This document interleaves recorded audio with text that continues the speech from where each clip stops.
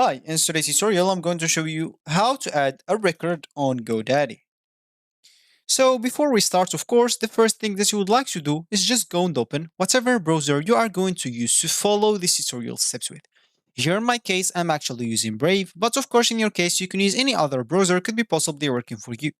Once you open that browser, make sure to go into this URL section, simply type godaddy.com and hit the enter button.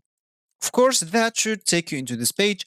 And if you're facing any issues with the language, as I faced in my first time in this website, you'll have to scroll down until the bottom of it and make sure to change the country or region, which will change the language with it. Of course, if you want even to change the currency, that will be possible. So now you will have to go back and log in into your account if you have one. And if you don't have an account, you'll have to go and create one. Of course, you will be able to do both options. At this top right corner option, you will find the option to create or even log in into your account. Once you did one of those two options, you'll find yourself on this screen, which is going to be your home screen or your main screen on the GoDaddy website.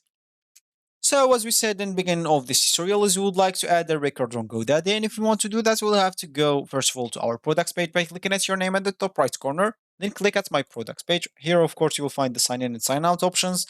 And once you're here, you'll have to locate this domains option. Once you find this, make sure to expand it if it's closed, then click at the DNS of the domain name that you would like to add the record on.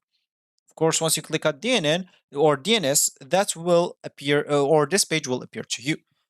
Here, if you want to add a record, as you can see, you can find this DNS records. Make sure you are selecting this DNS SEC, not host names. Then you simply click as add.